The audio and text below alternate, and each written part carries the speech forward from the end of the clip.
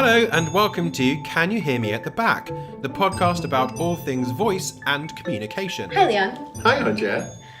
So, with a sound and a movement, how you feeling? I like that. That's so cool. I tried not to preempt it. Yeah, you even tried in to the make moment it, like, before. That's quite hard to do, It's actually. really hard. Yeah, because I'm already thinking about mine now. Oh, gosh. No. Yeah, do you know what I mean? Oh, And usually you're the first one to do it because I ask you. Yeah. But I thought we'd change. I like it. Meaning I just started speaking first. That's what that just meant. Aundrea? Yes. In a sound and a movement, tell me how you're feeling for this episode. God, did you like a kind of like a combustion sort of thing? I was challenging. You are challenging. I am challenging. I challenge quite often. I was channeling my inner Naruto or inner what? Naruto. You don't know Naruto? Naruto? Yeah, it's like an anime, like a cartoon. Anime. I feel like Mortal Kombat. They used to do the video game. Anyway, other people would know it. Other people are like, yeah, we know that reference, and I'm like, and that's what that would happen. I only know this because my cousin used to play it a lot. Wait, that's Street Fighter. Lies, and it's Street Fighter. Hadouken is Street Fighter? Hadouken! Yeah, he used to go, Hadouken! and his little leg would like go like... Yeah, and it would just like when you scratch a dog and it's like... Yeah. Feels so great! This is great, come here. Anyway, so what are we talking about today? We're talking about the quality of your listening, Aundrea. Oh, wow, that seems Well, not really just personal. yours. That seems so personal. You know what? My sister's out there listening and being like, yes. Audrey's a terrible listener. She needs to listen better. She does, yeah. Well, it's because in the last episode we were talking about the quality of listening and how people are listening differently, or more so that they're not really they're listening so they can interrupt, or are they even listening at all? Yeah. And so people aren't speaking in a way where they're able to complete their sentences, as I was saying in the last episode. Yeah. But it's more about, well, if we think about it as a sort of relationship between speaker and listener. Yeah. What if the speaker's not completing what they're saying? Yeah. Then the listener's not listening to anything. Okay. Oh my gosh, my mind. So What now? I just thought about this because we wrote it on the list. The burden of communication. Do you remember when I mentioned that? We did. And just like flashes, flashes. Yeah, burden of communication. Brilliant. Stuff. So. And the reason this, so for all those who don't know, the burden of communication is talks about whose responsibility it is in a conversation to make sure that things are being communicated, right? So we have an A and a B, right? Let's say A is the speaker, B is the listener, okay, right? In some cultures, right, it's all on A to make sure that B gets all the information. So it's all about the speaker giving all the information to B, and if B doesn't understand something, then it was A's fault because they didn't make it clear, right? In other circumstances, it is the listener's responsibility to get all the information from the speaker, right? So it's the listener's job to go, wait, clarify that for me for a minute because I'm not quite sure about that. Or just to be quite actively listening and then having to piece together information because how dare you ask somebody what they to repeat what they were saying already. That's really interesting. Every time we talk about this, it puts me in mind of the education system. Yes. Because, and there's that little cartoon that goes around quite often of the sort of onus of responsibility. Yeah. As well. Yeah. As to whether the student is responsible or the teacher is responsible for the outcomes of the student's education. Right.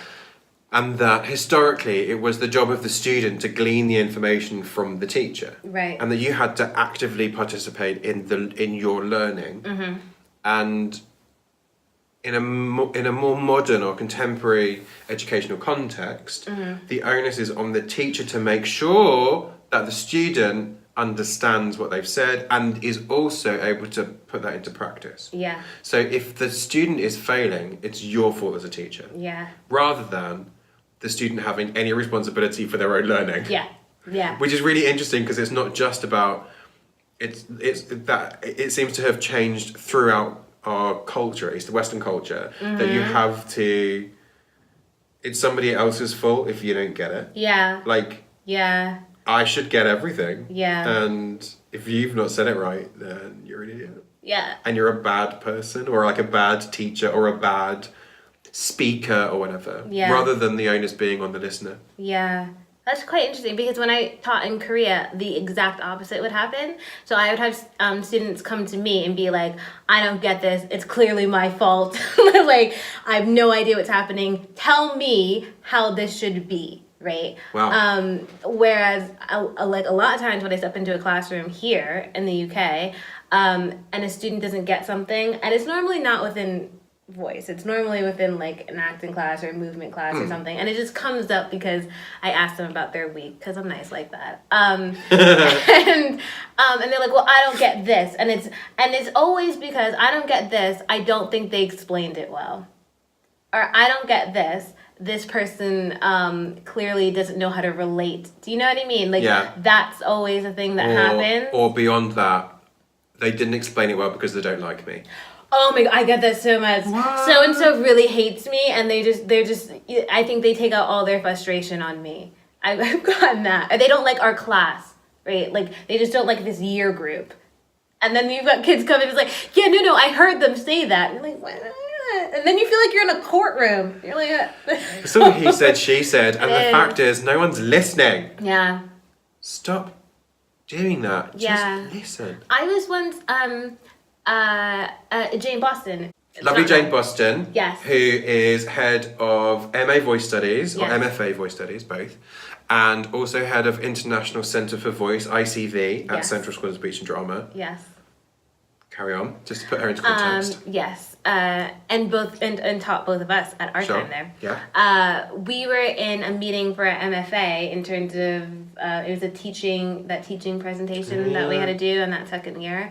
And she was saying that a colleague of hers was teaching her students how to listen in their voice classes, that she was putting blindfolds on them because she found that they weren't listening, and they weren't listening to what was happening either in the dialogue and being prompted, allowing the dialogue to do and the work of the words to do their job, and just kind of looking at somebody and doing it all visually because that's what they're used to, is to reading something visually, and not to stop and listen to the words and how they're doing it. And so even when they were doing stuff on like dissecting their own language and dissecting their own accent and things like that, they couldn't do it because they didn't know how. They didn't know how to listen. And that's both, they didn't know how to listen to themselves and they didn't know how to listen to other people. So I was like, that's just what I would say. That's mind-boggling. And at the same time, completely understandable. Yeah. Because it is a skill. Listening is a skill. I was talking about this earlier today. I was working with a group earlier today, and I was talking about harmonics and overtones. Yeah. And I was demonstrating overtone singing, and I was using a spectrogram to do so. Because it's really good. That's hashtag nerd. Hashtag super voice nerd. So I was, they're speech and language therapists. Two of them are speech and language therapists, and one of them's a voice pathologist. Oh, okay, so that's it's like, fine. Anyway, so we were, and they asked, so I demonstrated. And we were talking about it, and I said that I demonstrated it somewhere else, and 80% of the class had heard it, could hear the overtones and the harmonics, and 20% of the class just couldn't. And it took 3 attempts over the course of several weeks for them to even start to be able to hear that thing. Oh my goodness. They couldn't hear the harmonic. They were just like, you're just singing one note. I was like, I'm not singing one note. I am singing one note. I'm producing one fundamental, but I'm messing with the harmonics. You have to listen higher. You have to listen above it. And there were several people, one particular person, just couldn't hear it. His brain wouldn't process it. His ear was hearing it. We know that because the sound was in the space. But then his brain was not isolating that in the sound that he was listening to. Right. And I was saying that was very similar within the context of voice, for me for quite some time during my training over the years, that there were certain things that I just couldn't hear, or that I wasn't focused on sufficiently to be able to really isolate from everything else. Yeah. So if somebody was dropping a T or dropping a D at the end of a word, which is not the worst thing in the world, but I wouldn't necessarily notice that. I'd notice something else, Right. but I wouldn't notice that thing. And so over the years, I've acquired the ability to be able to pinpoint certain things, but it's taken a while for my brain to be able to catch up and really actually hear those things. Yeah. Because it wasn't able to. Yeah. So, yeah, I think you hit the nail on the head with, like, it really is a skill. Yeah. And it's a skill that needs to be practiced. Yes. Yeah. And I think too, so, I mean, we could say the same thing about accents, right? People listen, and listening tends to be such a personal thing. You know what I mean? Like, I think we've all had that situation where you go into something and you're having a conversation with somebody, and then you turn to the person next to you and you go, "Oh my gosh, did you hear so and so just say this?" They're like, "Oh, well, I just heard her say this, and like, wasn't that clearly more important than whatever it was that you like thought it was?" And I think I think the idea as voice coaches is that we listen to is that we don't just listen from a personal place. You know what I mean? So we don't just listen from a place of, yes, I hear this, but we listen from a place of, I hear this, but somebody else might hear something else. This. And so I have to be on alert of, maybe it is a dropping of a T or a D, that, and like in my world, is that a big deal? No. But in person in row 25, is that a big deal? Yes, that could be a very big deal. It could be a phonemic difference, you know, in changing a word. And it could be the thing that pulls them out of the belief of being with you on the on this story that you're telling, or this character that you're portraying. They could just feel that it's don't really want to say it, but inauthentic. It could be. I know, sorry, but it could be. It could just be. They could just feel that it doesn't. It's distracting. It's distracting. It's one of those things that you think about. You know, we've all seen those shows where it's just that one thing.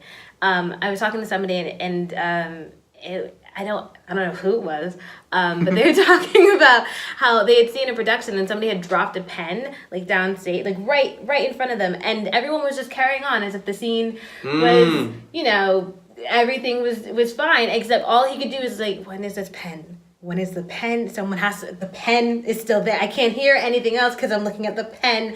And that's what it's like, you know, in the same way with voice. And you're just like, oh, wait, that thing. A lot of times when I go to a show, like particularly musicals in the West End, and they're supposed to have American accents, it's one vowel, and I'm like, oh God, it's ruined. It's ruined. The whole image is ruined. And then I have to sit there and go, okay, well, this is a good element. You have to put yourself back into it. Which lots of people don't bother with. Yeah.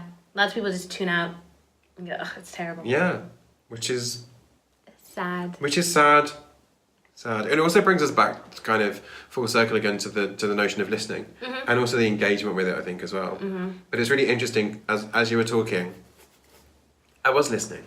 And I was listening to the use of listen versus hear. Yes. And seeing as our podcast is called Can You Hear Me at the Back? Not Can You Listen to Me at the Back? That there is a difference between hearing and listening. And there is a difference between whether you listen to somebody and whether you hear what they're saying. Yeah. And whether or not you conversely hear what somebody is saying but don't really listen. Yeah.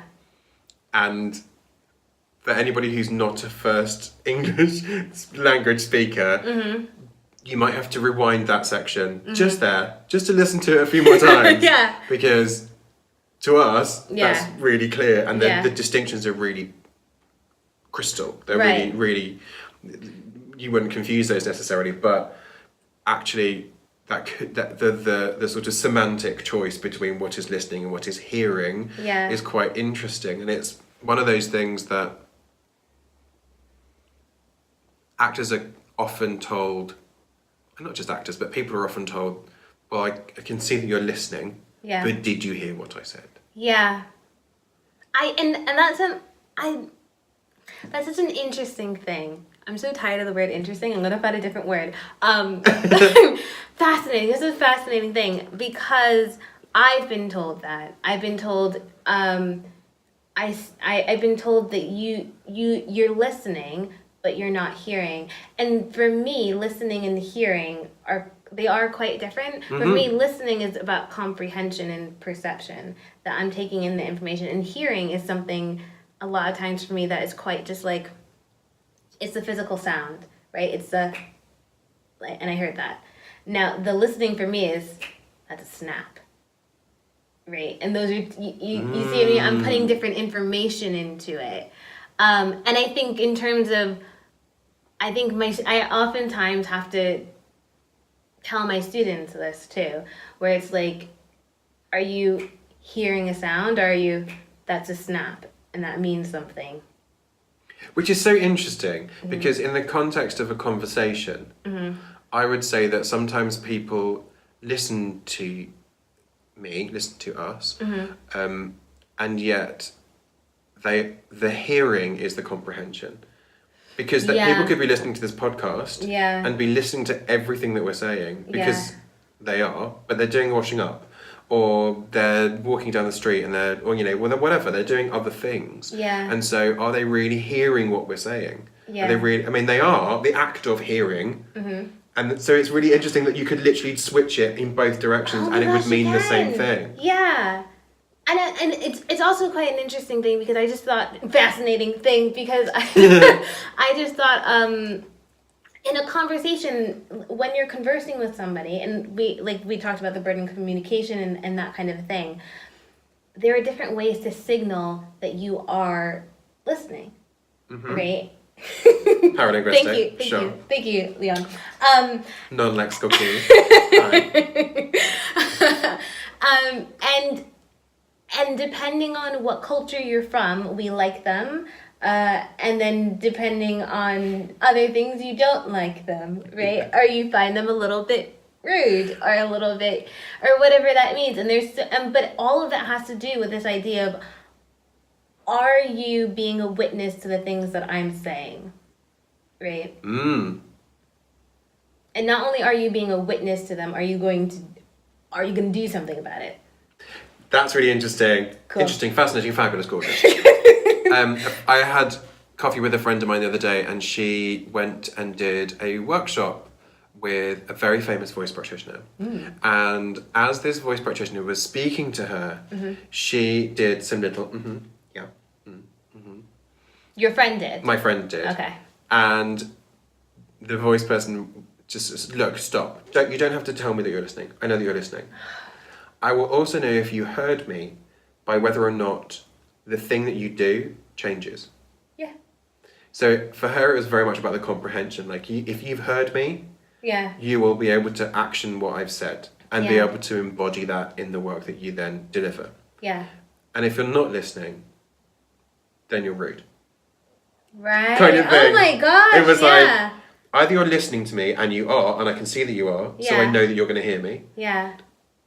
And then, but her sort of notion of hearing something was linked to the comprehension of it. Right. And therefore, if you weren't hearing what she was saying, because you were definitely listening, but did you understand? Right. Then she would have to reframe the point that she was making. Yeah.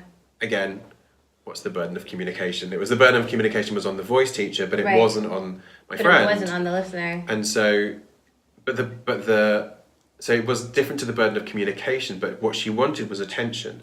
Yes. So as long as you were paying attention, you were definitely listening. So then it wasn't rude any longer. Yeah. However, if you didn't understand, then she would have to reframe the question. Right. Or reframe the action or activity. Right. So that it was more easily understood. Yeah. And therefore heard in a different way. Right. But listened to in the same way. Oh my gosh! It's brilliant, right? That's so cool. And we sat there having coffee for like 20 minutes talking about it, going, heard, listen, heard. Listen, heard. And it was, I find it really interesting that, because I talked to you about this, because I only talk to Leon.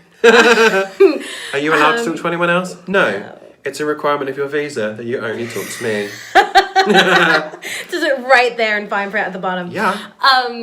But I find it really fascinating. We were talking about, is there any way to signal in a classroom if a student has comprehended or understood something that you said without having to ask them, do you understand, right? Yeah. Because what that then does is, because there are a multitude of ways to understand something, right? You can understand something in very, very different ways. You can understand it in your body, you can understand it intellectually, you can understand it when it's shown to, like, when you see it in someone else, but not in yourself. So that's a whole thing. But two, it kind of brings up this idea, because we've already set up in a classroom, I'm a teacher, you're a student, and because a lot of students are coming into a classroom with this idea, the teacher tells me what to do, the teacher shows me what to do, I as a student receive, that when you then ask a student, they'll put it back on you, right? They'll go, do you understand? Yes.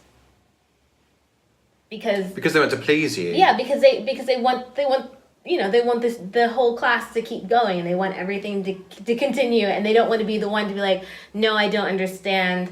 Hey, me a student, I'm calling attention to myself, help me, right? And I think a lot of times that's a big thing, especially in a voice class, because... And I think there's a real difference between a high school education, or secondary education, as we call it here. You translated for me, though. It's like, wait, hold on. And tertiary education, so looking at undergraduate or postgraduate education, but more predominantly undergraduate. Yeah. More sort of immediately undergraduate. Insofar as there is a big leap between doing your A-level or BTEC or, finals or whatever, hires, if you're in Scotland, that you are doing all these things and you are being ostensibly spoon-fed the things that you need in order to be able to regurgitate them sufficiently and pass an exam. Yeah. And then you come to university setting or a higher educational setting.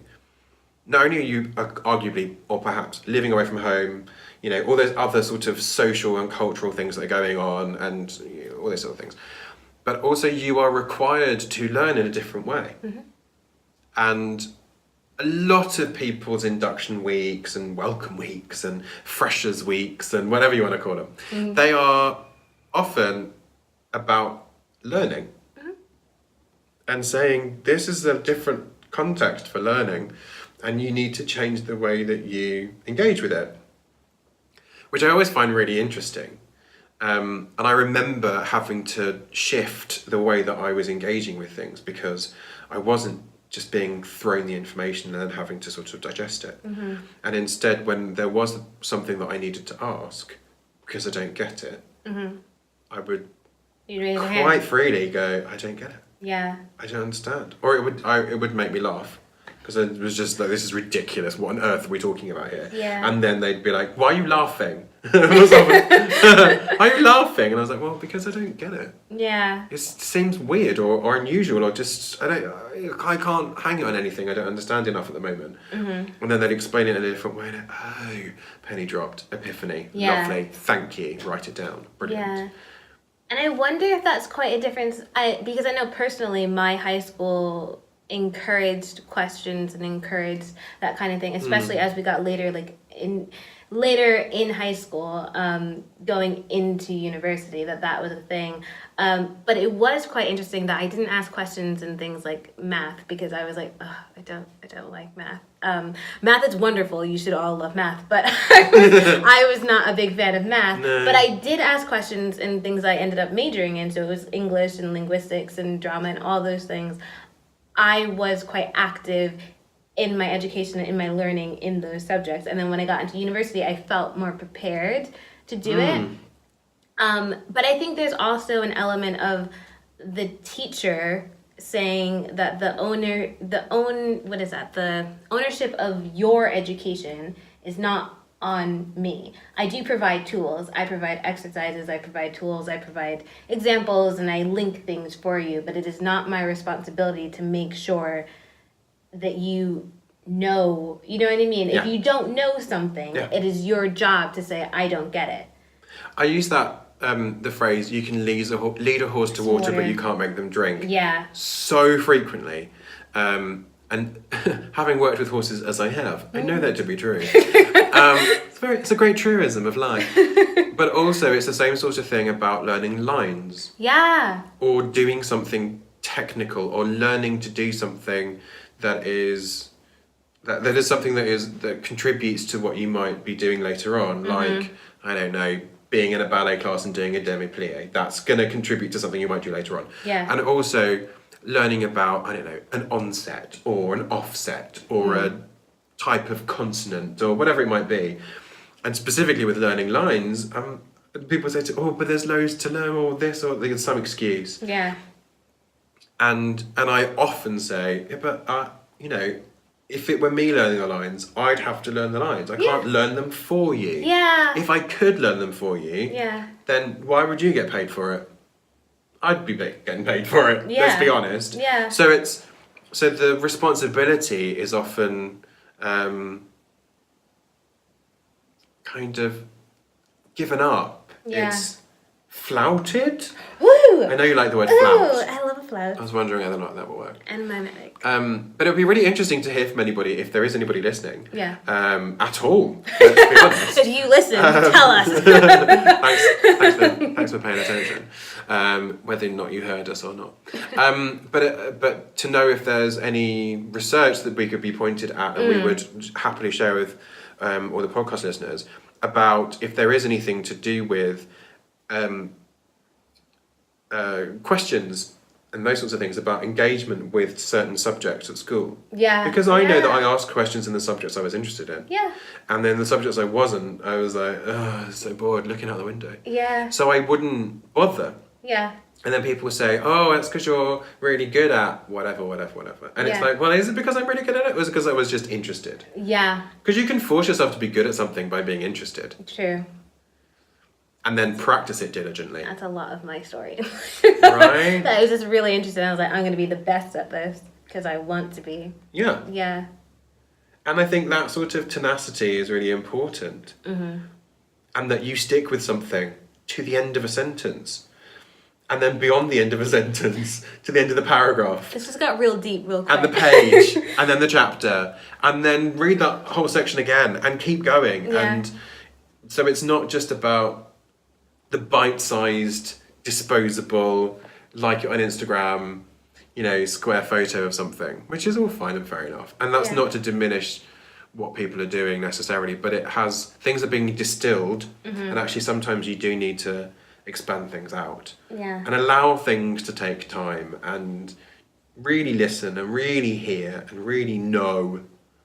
I mean, what's knowing? Knowledge is power. See, if you've still got stuff about knowledge is power, send it to us. Yeah. We'd love to hear from you.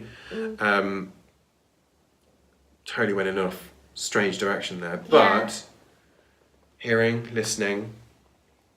Yeah. What's the register of your listening? What? Yeah, I think that's just an interesting thing because depending on what, because code switching, but yeah, little preview. A little preview. We'll talk about that.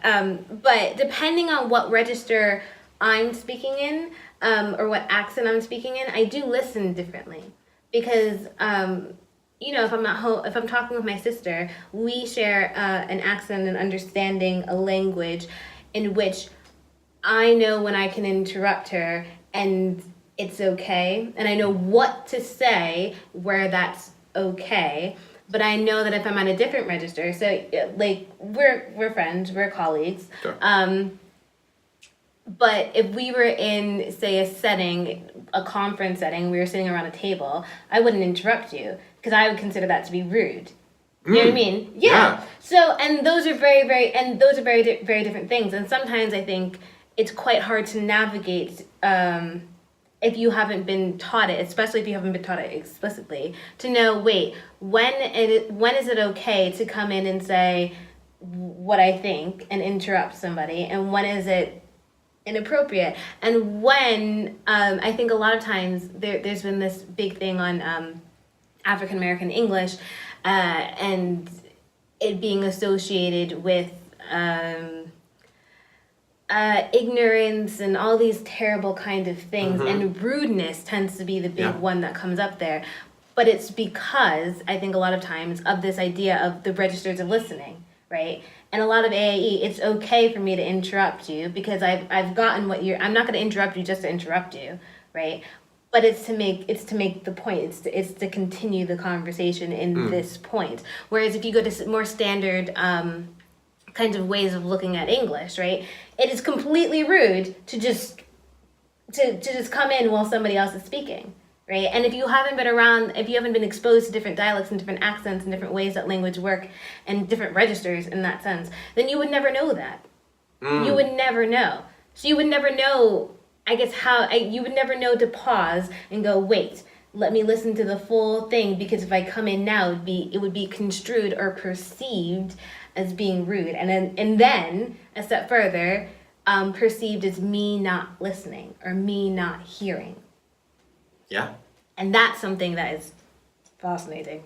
Fascinating. The things that came up then when you were talking was about pausing.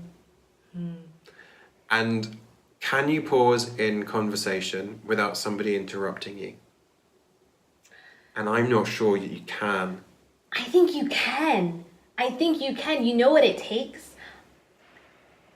A presence and a power that is almost that requires that. And I will give you an example. Okay. My grandfather was the slowest speaker in the entire world. And so he was one of those speakers that you're like, I don't know if he's done or is he dead. Like, I'm not quite sure what's happening. And what he would do is he would hold it. Like, he would hold the moment. And he would talk so slow that it would be like, hello.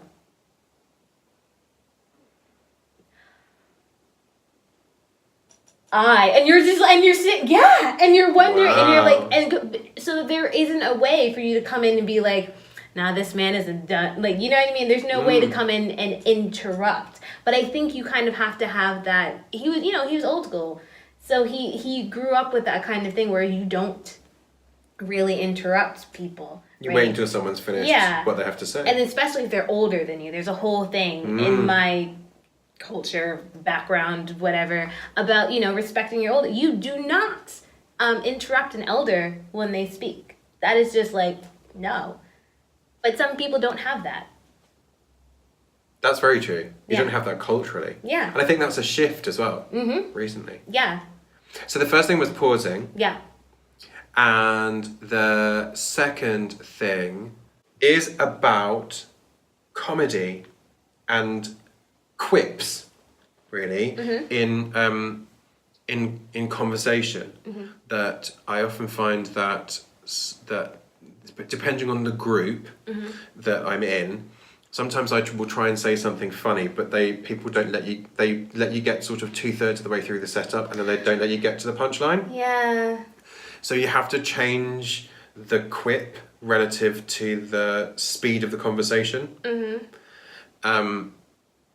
And sometimes you just have to like get in with some. So then it just becomes like banter, which is really, I think, is dreadful. But like, it's one of those things where it's just kind of, you end up just going, yeah, that's what she said, or that sort of thing, because you don't end up you can't actually get beyond the sort of puerile and nonsensical. Yeah.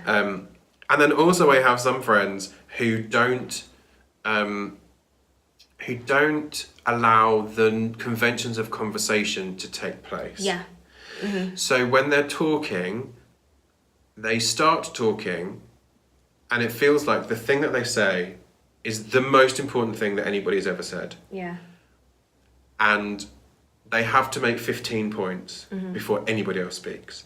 And if anybody else tries to speak, they just talk over them. And I have several friends who do that, and I'm a bit like, this is really annoying. Why are you monologuing at me? And I'm quite a good monologuer. Yeah. Let's not beat around the bush with that one.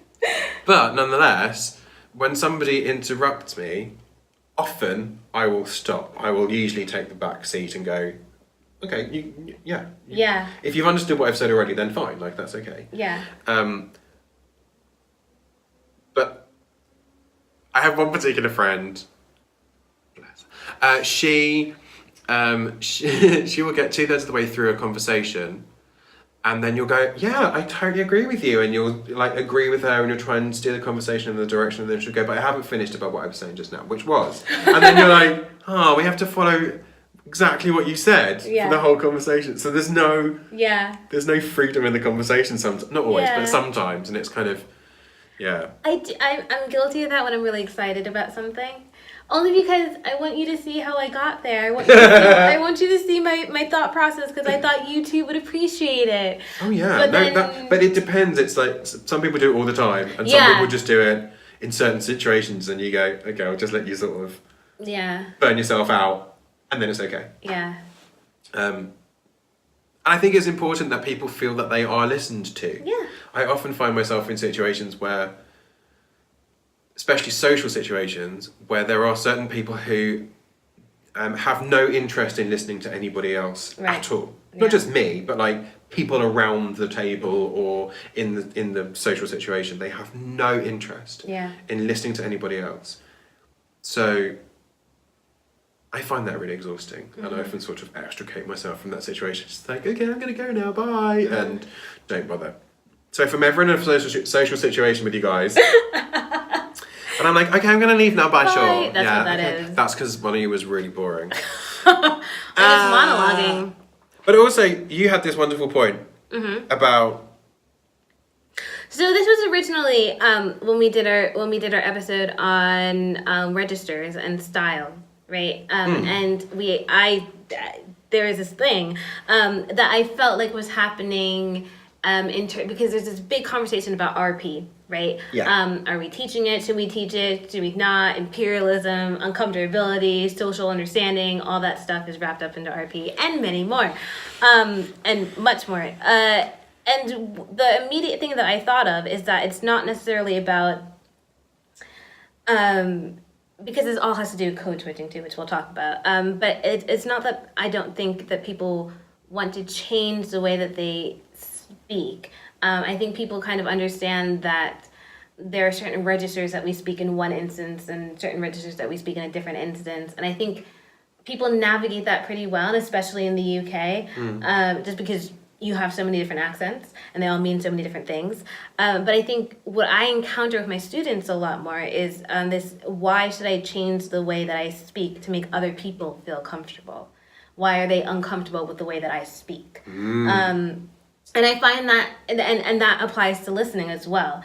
Why are they uncomfortable with the way that I listen, or the way that I hear, the way that I interact with you? And it's because I'm not trying to be rude. Oftentimes is what I'm seeing or I'm hearing. So it's not that people are intentionally trying to be rude. It's that I have this kind of way of speaking and this kind of way of communicating, and you don't like it, or something about it makes you uncomfortable, and so that then you ask me to change it, which obviously makes me uncomfortable, right? Yeah. And I think this conversation is happening in drama schools, right? Where you see a lot of people coming in and feeling like their accent is being changed, or their speech is being changed, or and their identity is being stripped away and changed and challenged, right? Yeah, challenged. And I don't think it's necessarily that. I don't think that's what the goal is. I mean, hopefully. Like, who knows? Not anymore. There are some evil. Hope, no. Yes, there that has happened in the past. But I think as a society that we've gotten to a point where we accept people for what they are and what they bring. And we find those things enriching and beautiful. But I think the question that students are asking is, why can't I do it the way that I know it in my life? Right? And that comes back to the naturalism. Why can't I do it the way that feels familiar and natural to me? Discuss. Find a friend. Yeah, why can't I listen how I want to listen? Yeah. Why can't I speak how I want to speak? Yeah. And especially when it's applied to repertoire, you know, or to different scripts or things that we're doing. Why can't I speak the way that I want to speak in terms of Shakespeare? Why is this? I think that's what they're feeling, and not just in Shakespeare. I mean, obviously it happens in other things that we do, but that's the one that I get a lot of pushback on. Yeah, Shakespeare. They're like, I have mad. to translate it. That makes me rage. When people say I have to translate it. Yeah. And my phrase often is, well, excuse me. I mean, this is more English than you'll ever know. Ooh. It's more English than I know. Yeah. So I still have to look things up. I look things up constantly. And it's like, well, hold on. This is not a translation because this is English. So you're not translating it. You might transliterate it. Ooh, fancy words. So you could rewrite it in colloquial form. Sure. But like, that's not translating it. Yeah, because it's not a different language. Yeah, it's not Lorca or, Yeah. you know, like you're literally translating it from language to language. Yeah. What you're doing is you're adjusting the vocabulary and often the syntax to make it mean more to you. Yeah, to make it familiar. Familiar. Yeah. Look at that. Yeah. If you want to contact us about anything we said in the podcast, you can reach us on Twitter at CanYouHearPod, Or on Instagram at Can You Hear Me Podcast. or you can search for us on Facebook and on YouTube. Or email us at canyouhearmeattheback@gmail.com. You can find me, Leon, on Twitter at Leon Trayman. Or me, Aundrea, at Aundrea Fudge on Twitter. Please support the podcast by subscribing as a patron on our Patreon site The link is in the show notes. to keep the podcast advertisement free, as well as get access to cool extra stuff, discounts, bonus episodes, as well as supporting ongoing voice research funding as well. Okay, love you, bye!